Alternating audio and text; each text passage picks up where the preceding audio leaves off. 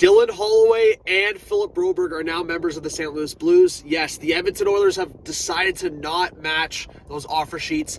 This is only the second and third time this has happened in the last 16 years. So a lot of conversations here, guys. If you're new to the channel, please hit that subscribe button, comment your thoughts down below. Always reacting, in my car or wherever it is, with the breaking news throughout the league. So always covering the NHL. Philip Broberg, 6'4", young defenseman. The Blues are getting him for 2 years and around $4.5 million per year. And the Dylan Holloway, just over $2 million, closer to $2.5 million for 2 years. So the St. Louis Blues give up a second-round pick for compensation for Broberg and a third-round pick in compensation for Holloway. The Oilers received that. This is the decision that the Oilers made. For the Blues, I just want to give you guys a lot of hype here, and credit to Doug Armstrong for being proactive. There's a lot of conversations on just taking advantage of a situation where the Oilers are bringing in a new GM and Bowman. I have my thoughts on that. The fact that they just came off a Stanley Cup appearance, Game 7, signing veterans like Victor Arvidsson and Jeff Skinner, which, again, I think those are the better fits right now for a Stanley Cup run over a guy like Holloway, who hasn't been able to be consistent per se. I mean, I like Holloway a lot, don't get me wrong. Big goals in the playoffs. I think he has a bright future. So the Blues are getting that guy to give an opportunity in the top 6. And on top of that, Philip Broberg, like I said, 6'4", young defenseman. We'll see the Torrey Krug injury situation.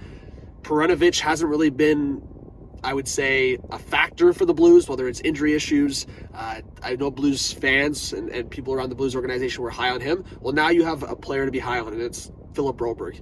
Like I said, early 20s. He had those Victor Hedman early on comparisons, which I never was about, but former 8th overall pick. And when you're talking about former first-round picks, the fact that the Blues only had to give up second and third, yeah, the contracts are what they are, but the Blues are going through a retool right now. And I really think Broberg's one of those defensemen where it's like, you have a lot of hype around this guy now. And I don't know if you've had this much hype maybe since, like, Pietrangelo maybe. I mean, argue with me in the chat, but Broberg, I'm high on Broberg. I think with the right opportunity, he's going to be a consistent top 4 defenseman, and maybe even more depending on how he thrives with St. Louis.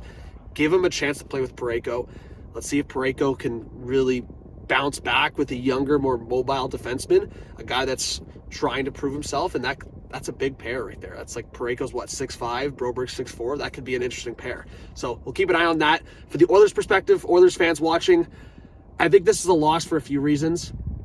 I understand, and again, why the Oilers did this, cap flexibility. And Elliot Friedman just said it on Twitter, cap flexibility to make a move. The Oilers apparently are going to make some minor moves. They got Emberson from San Jose. They got Podkolzin from Vancouver. I like Emberson. I didn't think that was as much of a fleece as people thought on the Edmonton perspective. Ceci was not great, but he had his moments. He was on a penalty kill that was valuable in the playoffs for Edmonton, and I just saw the stat under Coffey and Knobloch. Ceci wasn't on for a goal against on the penalty kill in the playoffs, so that's value. Obviously, the Ceci contract and around the league, people knew the Oilers didn't have much leverage, so San Jose probably should have got more from Edmonton, like maybe a prospect or something, but at the end of the day, after Savoy, the Oilers don't have much in their cupboard, and going into the 2025 draft, their best pick was the 3rd-round pick that they gave to San Jose in that trade. So I'm not as crazy about that reaction as other people online. The 3rd-round pick, fine. They got Emberson as a waiver pickup. Emberson played for Knobloch and Hartford, so I think there's the value there. He's going to be on the Edmonton roster. I think he'll get a shot. Same with Podkolzin in the bottom 6. So Edmonton basically brought in Walmart versions of what they lost to St. Louis, and they're going to get opportunities to play in the NHL. So like I said, loss.